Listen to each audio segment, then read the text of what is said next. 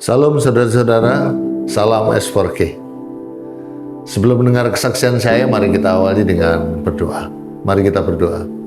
Tuhan Yesus, terima kasih atas pemeliharaan-Mu. Sungguh kami serahkan perenungan firman hari ini ke dalam tangan-Mu.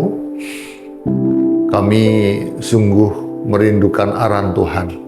Dan biarlah Engkau beri kekuatan kepada kami untuk menerima koreksi Tuhan. Dan melaluinya biarlah kami boleh berjalan sesuai dengan kehendak Tuhan. Dalam nama Yesus, kami terima firman-Mu. Haleluya, amin. Proper S4K atau proses perenungan S4K hari ini berbicara tentang saling mengasihi yang terdapat dari ayat yang luar biasa, yaitu 1 Yohanes 4 ayat 7. Demikian bunyi firman Tuhan.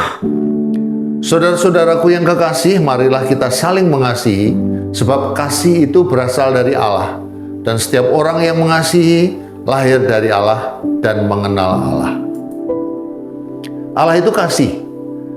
Allah tidak dapat melakukan tindakan di luar kasih. Itu artinya, apapun tindakan kita tidak dapat mengubah sikap Allah untuk tetap mengasihi kita. Jadi sebesar apapun usaha kita untuk menyenangkan hati Tuhan, tidak membuat Tuhan makin mengasihi kita. Demikian juga sebaliknya, seberat apapun kejahatan yang kita lakukan, tidak bisa membuat kasih-Nya makin memudar. Jadi, tidak ada kondisi yang mampu mengubah kasih Allah buat kita. Bahkan saat kita masih berdosa, Allah rela mengorbankan anaknya yang tunggal, mati di atas kayu salib untuk menebus dosa kita. Kasih Allah adalah kasih yang sempurna, karena kasih-Nya tidak bersyarat. Kasih yang tidak bersyarat adalah kasih yang walaupun kamu membenci, aku tetap mengasihi. Walaupun kamu memfitnah, aku tetap mengasihi. Walaupun kamu berlaku tidak adil, aku tetap mengasihi. Walaupun kamu marah-marah tanpa sebab, aku tetap mengasihi. Walaupun kamu memaki dengan kata-kata kotor, aku tetap mengasihi.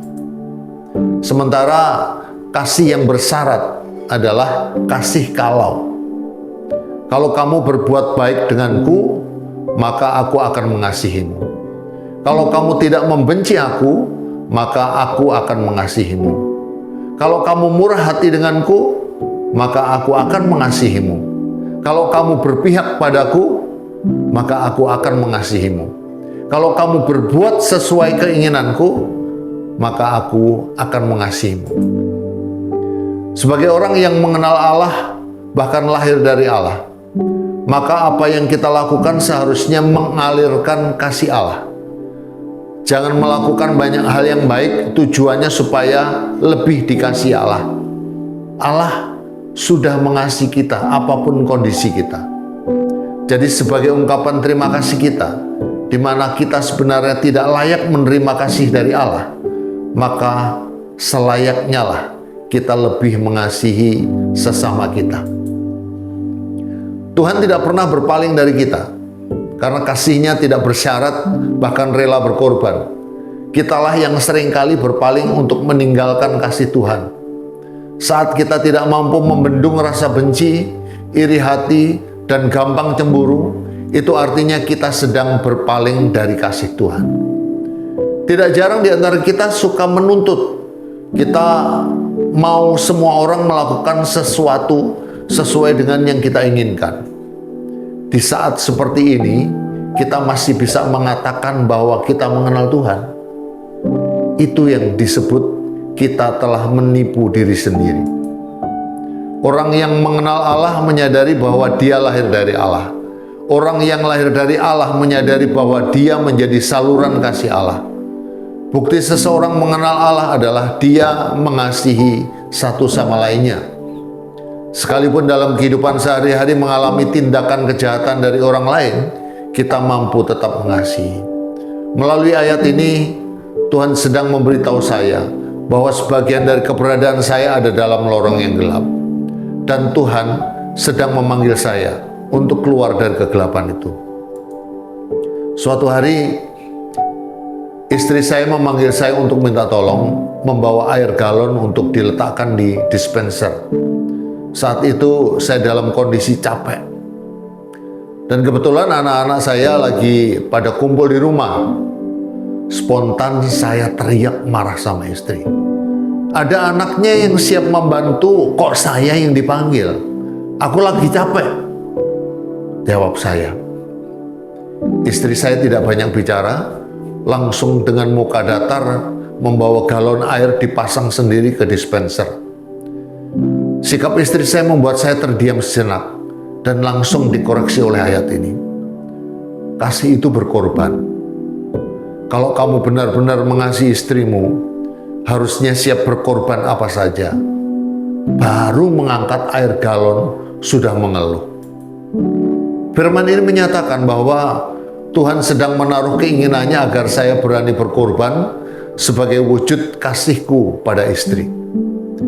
Yesus sudah berkorban nyawa untuk keselamatanku, maka selayaknya aku harus berani berkorban menanggung segala sesuatu demi kasihku pada istriku. Puji Tuhan, haleluya.